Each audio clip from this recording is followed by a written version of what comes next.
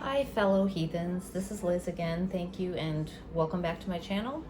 Today I'll be reviewing the Gateway to the Liminal Spirits Oracle deck by Laura Tempest Zakroff. So I wanted to just kind of lay them out in the different groups that they are assigned to, and I will show you them in just a moment. So just take a look at this lovely box that we have. We have our standard little can't think of what it's called, ribbon. And it's a nice magnetic closure, nice and sturdy. And we have a pretty substantial guidebook here, full color, which is really nice. These cards are very interesting. I love the artwork. I'm looking forward to getting to know them a little bit better. There are no keywords, so you will have to look at the guidebook in order to kind of figure out what they specifically mean or what the intention of the creator was, but you can also use them intuitively as well. So let's say an owl, technically we always tend to look at owls as a symbol of wisdom, so you can kind of say, well, I need to really think about what I'm doing. But we'll take a look at some of these cards here in just a moment. So if we look at the guidebook, we have a picture of the author, and it talks about the different groupings, and I'll talk about that in just a moment. We have some information about what the liminal spirits are, and it's as we explore the liminal, we cross over into a space between worlds, the threshold between physical and known realms, and that of mysteries. It can also describe time, such as dusk and dawn, as well as states of being. But for the author, she believes that the ultimate liminal space is to explore the realm of the mind, and that's what these cards are designed to do. The liminal is not only a gateway for getting in touch with ourselves, but also can be an excellent place to commune with ancestors, deities, and spirits of all kinds. So it talks a little bit about what they are, working with the deck, meeting them, and there's a couple that don't belong to any group. We'll talk about that in a moment. Using the oracle to commune with spirits, pulling a single card, 3-card and 5-card spreads, spellcraft in the oracle, using it as a guide to path construction. That's interesting. If you're looking for guidance on determining the next step of your personal practice, the Liminal Spirits Oracle can definitely come in handy. The Rights group of cards in particular can be extremely helpful for pinpointing what's next for you. Separate these 5 cards from the deck and put them in a pile. Shuffle them and select one card that will be your focus. Take the rest of the deck, and while gazing upon your focus card, begin to shuffle the cards. Relax into the rhythm of the sound, feel, and movement of the cards in your hands until they feel ready. Select one card and see who may be a guiding spirit for this particular exploration of your path. And now it is time to meet the spirits. So if we look at the cards, we have obviously lovely full color here. We have a section or a paragraph that talks about what the meaning of the liminal spirit is and some messages for you. So the 2 that are outliers are Gateway and the Mushroom. They don't belong to any particular group in the deck. So the deck is divided into 8 groups. We have our, let me get back to the contents. We have our rights, our places, trees, herbs, scale, slither, and swim, wings, fur fauna, and artifacts. So let's go through those now. So for rights, we have roots. Looks like a heart to me that has roots and is also blossoming up at the top. So for the eye to be in the heart is to be more self-aware in my feeling, and the roots indicate where we've come from, and the blossoms or the growth coming from the heart is where we're going. So let's take a look at that real quick. We'll read the roots. Okay, so our roots are made up of many things: our ancestors, the people in our immediate and chosen families, and the places we come from. Roots can direct us not just to who or where, but also to how and why things are the way they are. Underneath the skin and soil, the heart sees truly. Consider, where do you come from? What are your roots? Where do you wish to take root and grow? So that does kind of intuitively get you to that place. So here are the messages. In order not only to grow but to flourish, connect with your foundation. Pay homage to your ancestors. And are you honoring your past? Not only the successes, but also the failures that made you who you are today. And don't be fooled by what's on the surface. Pay attention to your intuition and look deeper to uncover the truth. So that's a really great message. So you can get to that intuitively without the guidebook, but some of them may be a little bit more challenging. So for rights, we have roots, inspiration, you have your cauldron, full of energy, just bursting with energy. Time, we have our pentacle, which could symbolize the earth, and we have the passage of time with the phases of the moon. Environment, so that could be what's around you, what kind of energy are you usually in the midst of. And the star, so the star sounds a lot like what it might mean in the tarot. So let's take a look at that. So these are not in alphabetical order, they are in order of the groupings. So that may be a little bit of a challenge. You will need to look at the contents for that. So the star, our ancestors have long oriented themselves by the stars, using them as guides to travel long distances over land and sea. In rights, star is the term that describes what guides our path, the morals and ethics we use to navigate the world around us. Stars illuminate our journey, even in the darkest times. So some of the messages for this card might be, if you're unsure where to go, simply pick one reference point and head in that direction.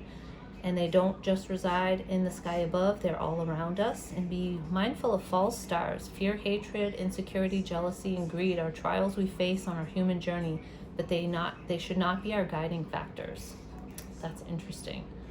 So to some degree, it does have a lot of the same hopeful messages that the star and the tarot would have, but it does have some interesting layers and nuances that are different. So that's really cool. So the next section is, let me get back to that, places. So we have ocean, so full and teeming of life, but also turbulent. Forest, finding our way through the forest. Desert. So just thinking about what may come up for you. What do you think about when you think of a desert landscape? Possibly arid, dry environments where life is tested, but it can be done. And there's strength involved in being able to withstand such environments. Perhaps energy lying dormant, and extremes of heat and cold. So just in looking at this without even having referenced the guidebook, those are the things that come to me. And a cave, ooh, our inmost cave. Going inside, perhaps taking a look above where our ancestors may have carved paintings or ancient knowledge. Going inside may be the place to access that. Burial ground, ooh, that's a good one. Like, look here, it feels like all of the spirits are kind of just illuminated and emanating from the ground, and their ancient wisdom is accessible to us at any time. Those are just my impressions because I really haven't gone into the guidebook a lot yet. So, and I look forward to doing that, but those are just my initial impressions. So the next grouping would be trees. And now that we're seeing the trees in their full, coming into full growth, it's really interesting to be able to differentiate not just what a tree in general would mean, but each individual tree and what they have to offer. So we have oak, cedar, feels like winter winds, walnut, cracking open the walnut, and looks like a heart. Birch. This almost look like eyes. And ash. Look at those roots growing deep. So let's take a look at oak.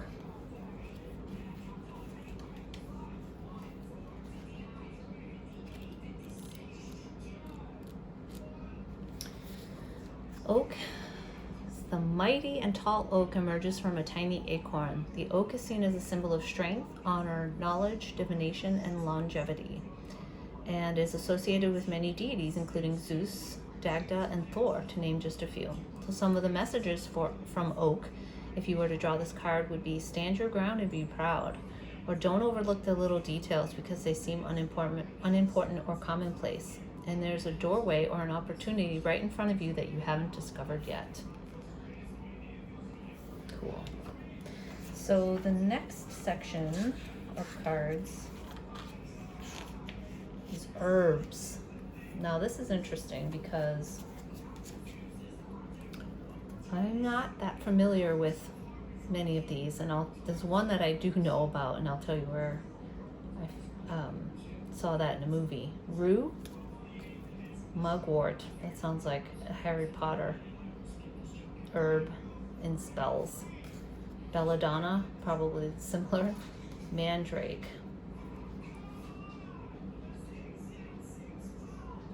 This reminds me of what was under that girl's bed from that Pan movie.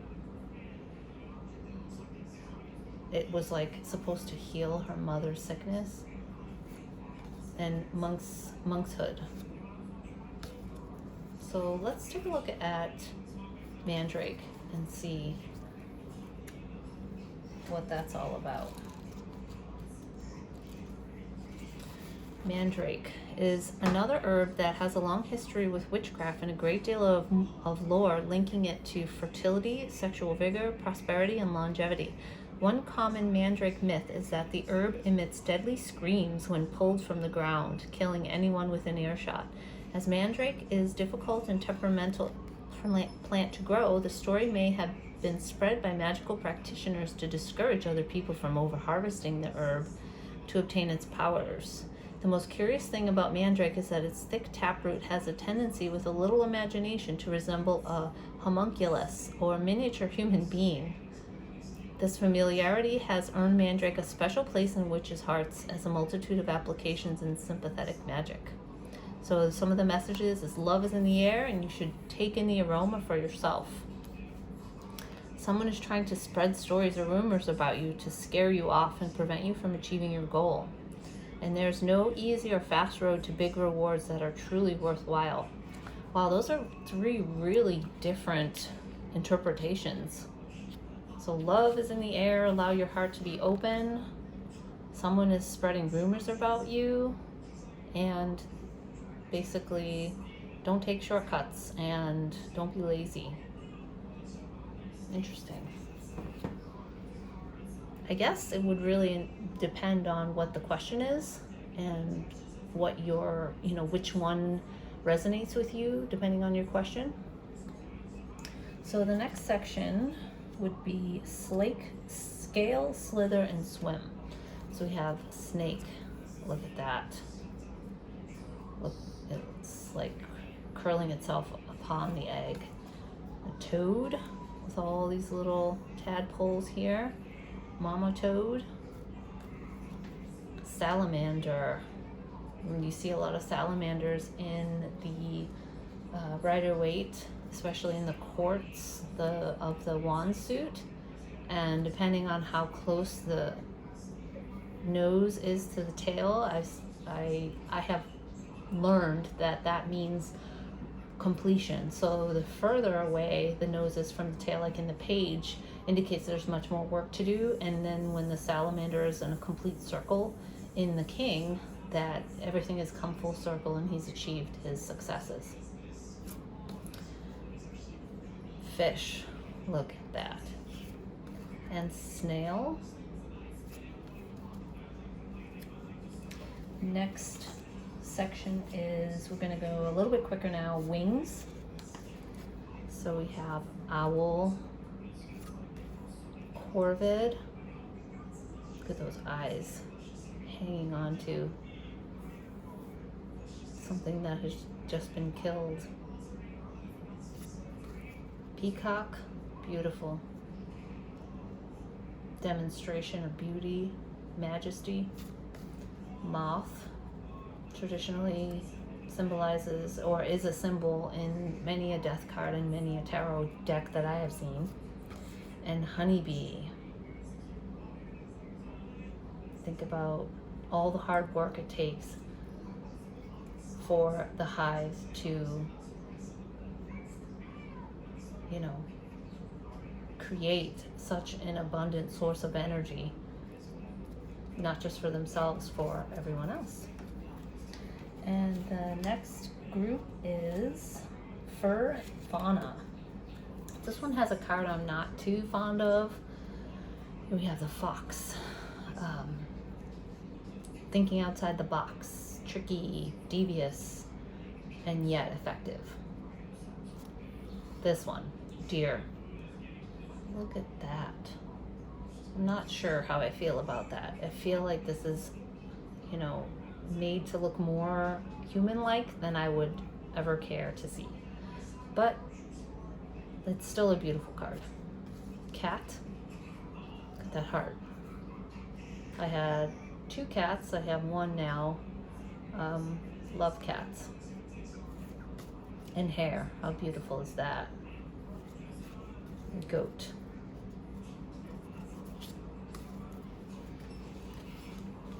And the last section is called artifacts. So we have our crystal, creating beautiful pieces of history of the history of our earth over long periods of time. Metal, clay, all the layers there, and what is the information that we can gather from every single layer as we strip back into time or into the past.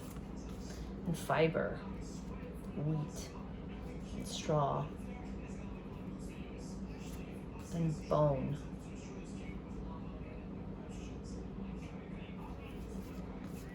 And then we have mushroom. So mushroom, has a lot of different connotations here for many different people.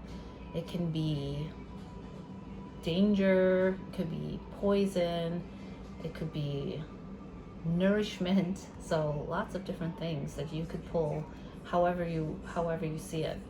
But let's take a look at the initial card, Gateway. So let me get to that.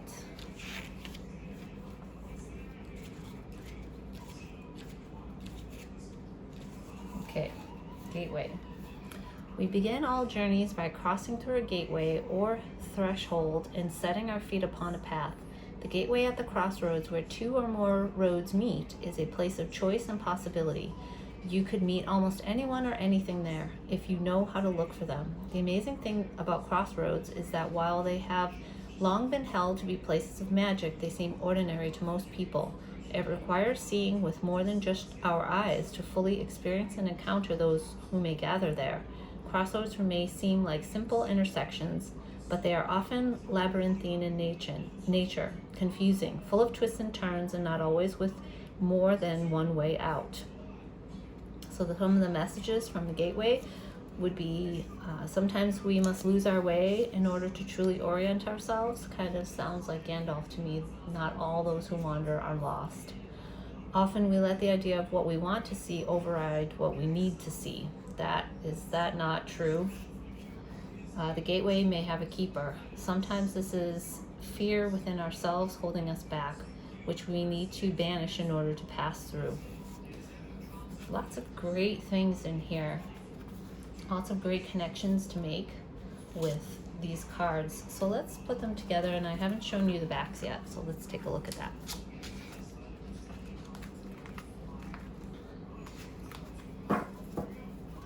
So this is a, how many cards? 42 card deck.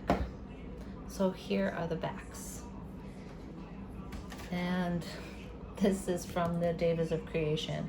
And it really speaks to, those places. And the Devas of Creation is about energies that we may not see, but that we can connect with and use to help us grow. So what I like to do with this deck, as you can see, the edges are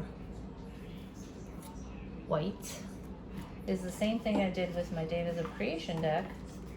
Let me just show you that real quick.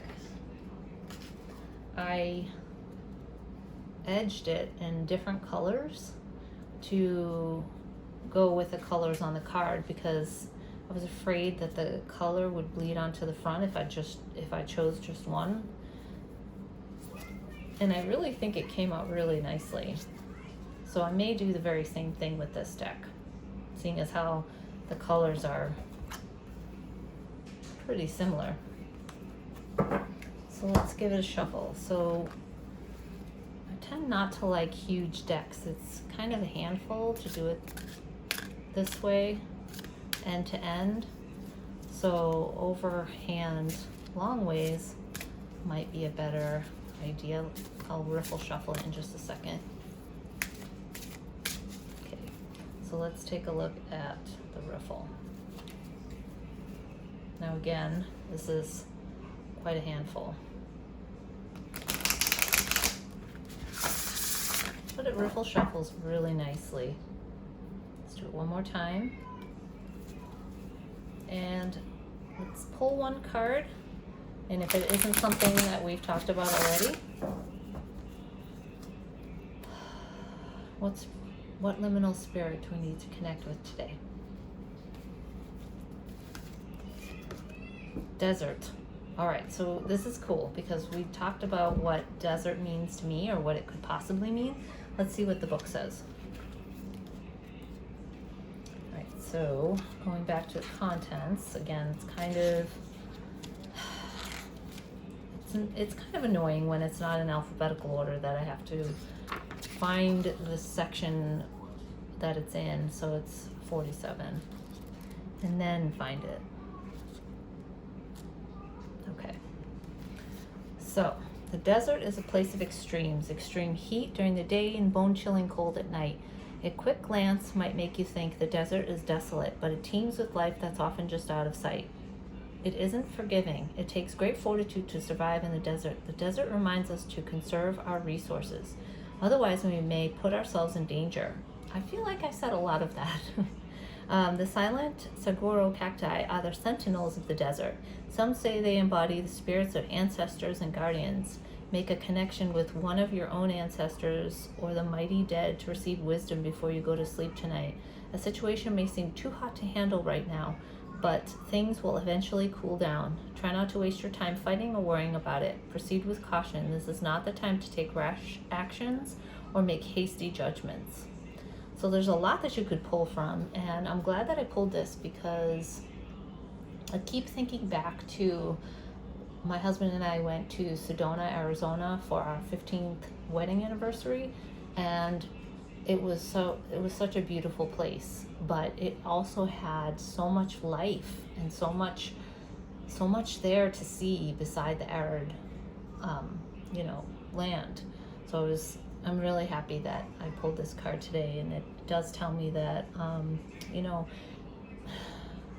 I feel like the situation in America right now is so volatile, and it may seem like a really, like the extremes and the division that we're having. We just have to be able to see what's underneath it all. What can benefit us from navigating these divisions, these places where we have our issues, seeing what's there and working toward a solution.